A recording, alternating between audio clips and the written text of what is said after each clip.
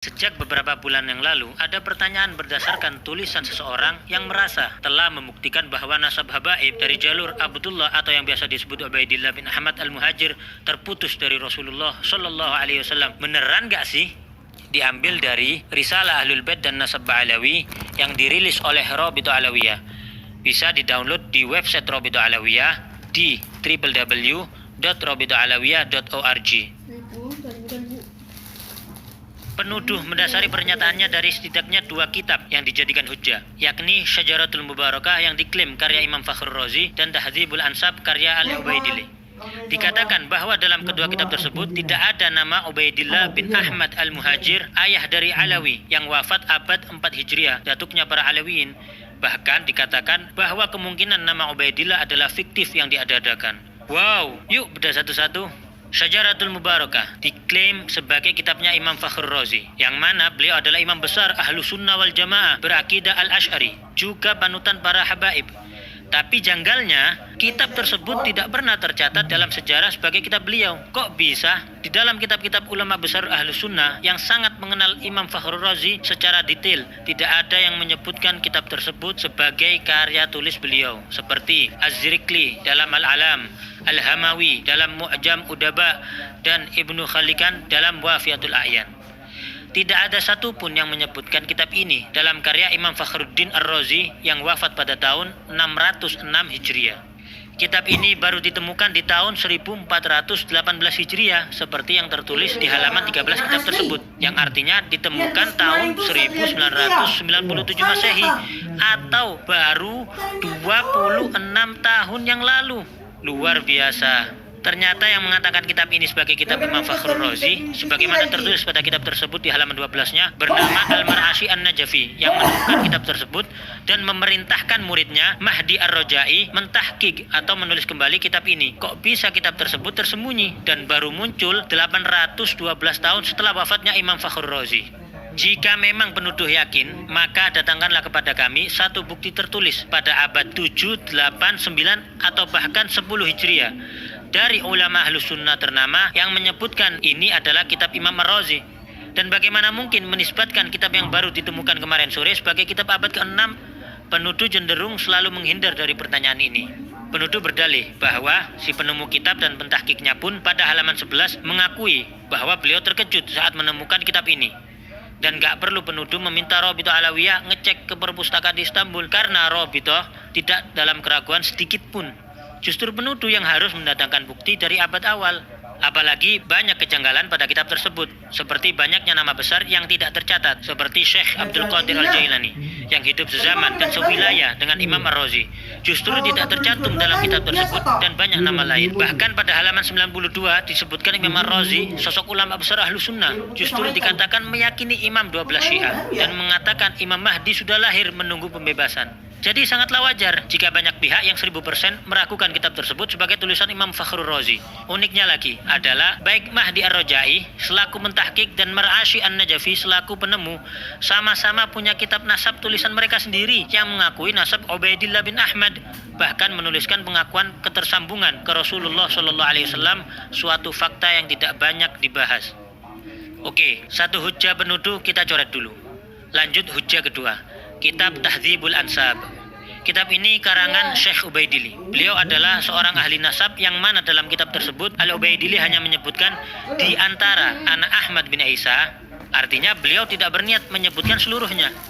Namun justru dalam catatan lain kita temukan perkataan Al-Ubaidili yang memang memiliki ribuan lembar catatan manuskrip yang dinukilkan oleh ahli nasab ternama Said Murtadha Az-Zabidi, yaitu Syekh Syaraf Ubaidili berkata, Syarif Ahmad bin Isa An-Nagib berhijrah dari Madinah ke Basra di 20 tahun kedua dari abad ke-4 Hijriah, yakni tahun 317 Hijriah.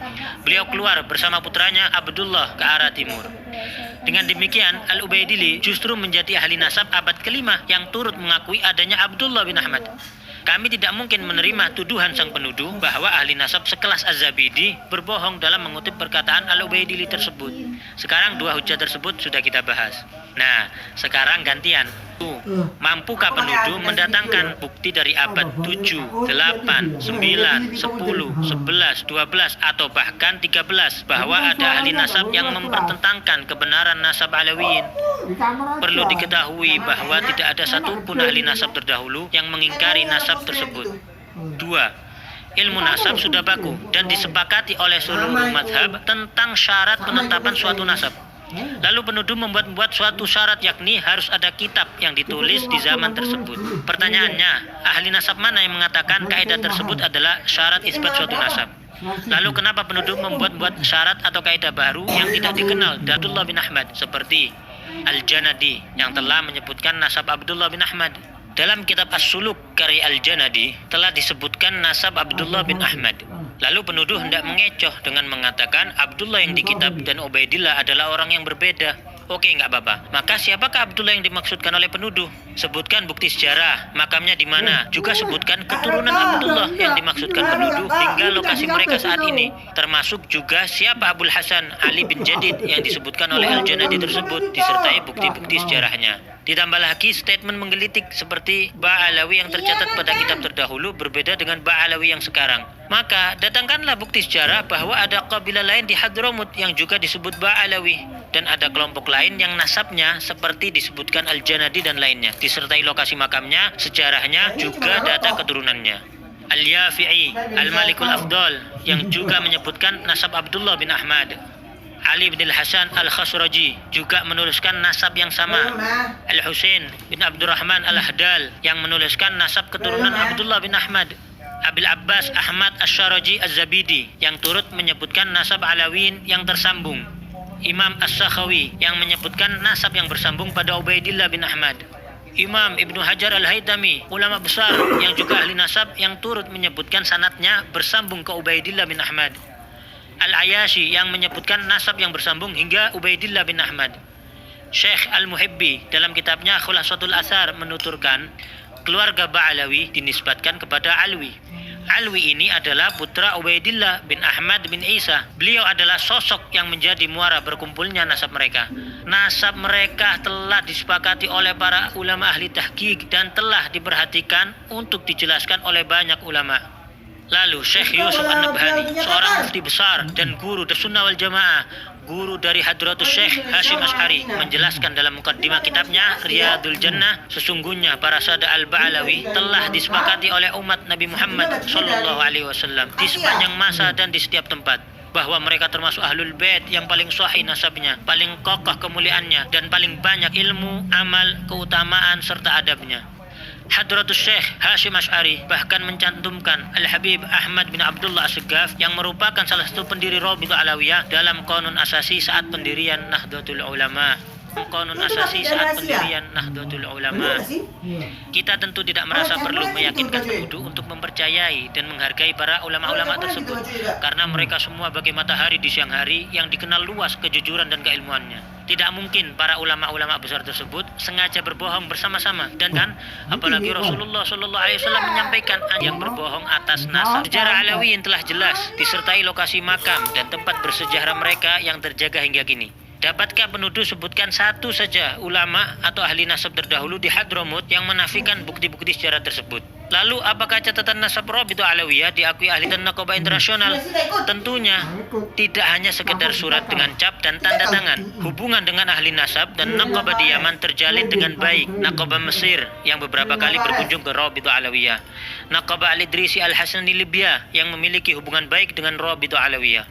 Syekh Dr. Muhammad Asy-Syuhumi Al-Idrisi bahkan mengatakan, bisa saya katakan bahwa paling bagusnya Rabithah dari semua Rabithah yang mencatat garis keturunan anak cucu Nabi Muhammad SAW, yang paling bagus adalah Rabithah yang ada di Indonesia, yang paling teratur dan paling memiliki kesemangatan untuk memperbaiki, termasuk adanya takrir pengakuan nasab Alawiyin oleh Imam Yaman Yahya Hamiduddin, juga takrir di Hijaz yang terdapat dalam tulisan Syarif Ibrahim bin Mansur Al-Amir. Bahkan Alawiyin beberapa kali dipercaya menjadi pimpinan Naqabatul Ashraf di Hijaz, Makkah dan Madinah hingga masa pemerintahan Utsmani. Alawiyin tidak sedikit pun ditolak atau diragukan untuk memimpin para keturunan Rasulullah di Hijaz atau di Yaman oleh para ulama besar setempat dan para keturunan lainnya. Salah satunya yaitu Al-Habib Alwi bin Ahmad As-Siggaf, mufti madhab Syafi'i di kota Mekkah pada zamannya, dan pengarang kitab Tarsyihul Mustafidin, salah satu kitab fikih rujukan para ulama dunia termasuk di Nusantara. Lalu penuduh rajin sebut tes DNA sebagai solusi. Mungkin informasi tentang fatwa larangan menggunakan tes DNA untuk nasab yang jauh belum sampai kepada penuduh, yakni Lembaga Internasional Rabithah Alam Islami di Hijaz, Darul Ifta Qatar, dan Darul Ifta Mesir yang telah memberikan fatwa melarang isbat nasab jauh melalui tes DNA, atau menuduh jumlah keturunan ke-38 sampai 44 sebagai tidak logis. Maka penuduh perlu melihat jumlah keturunan dari jalur keturunan Rasulullah lainnya selain Alawiyin yang ternyata juga di range yang sama. Karena coba-coba hitung pakai kalkulator, ternyata justru beresiko malah jadi menafikan adanya keturunan Rasulullah Shallallahu Alaihi Wasallam. Bukti bahwa nasab tersebut sudah memenuhi syarat syuhra wal istifadhah juga tidak terbantahkan dengan tidak adanya penolakan dari abad ke abad. Juga diakui oleh para ulama besar dan ahli nasab dari masa ke masa.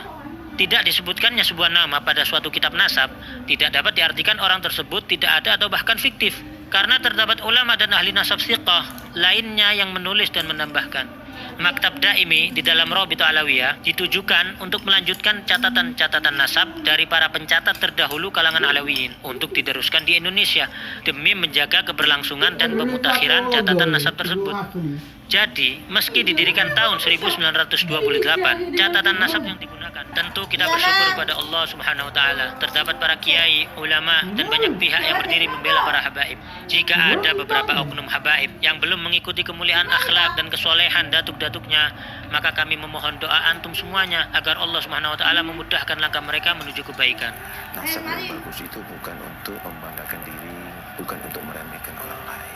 Nasab yang bagus itu adalah bagi kamu. Kalau bisa pakai Asia. Datuk-datuk kamu yang baik, yang soleh. Dulu kakek-kakek kita itu dicintai masyarakat karena kontribusi sosialnya yang nyata di masyarakat. Karena masyarakat menyaksikan akhlaknya yang mulia, ilmunya yang luas, kemudian bagaimana ketika duduk bersama datuk-datuk kita, mereka bisa mendapatkan solusi atas semua permasalahan hidup mereka. Kita sudah jauh berbeda dengan mereka saat ini. Bukan malah nasab itu dikapitalisasi, dijadikan Indonesia kebanggaan karena ini pakai kamera Indonesia. Anda tidak mendapatkan ini dari usaha Anda. Dan kepada para habaib yang telah berusaha melanjutkan estafet keilmuan, akhlak, juga kontribusi bermasyarakat sebagaimana datuk-datuknya, maka kami mohon doa agar mereka pun diberi kekuatan oleh Allah untuk dapat istiqamah. Rasulullah Shallallahu Alaihi Wasallam bersabda, barang siapa mengaku-ngaku nasab atau keturunan yang dia sendiri tidak mengetahuinya, maka jadi kafirlah ia kepada Allah. Dan barang siapa mengingkari nasab walaupun samar nasab tersebut, maka kafirlah ia kepada Allah.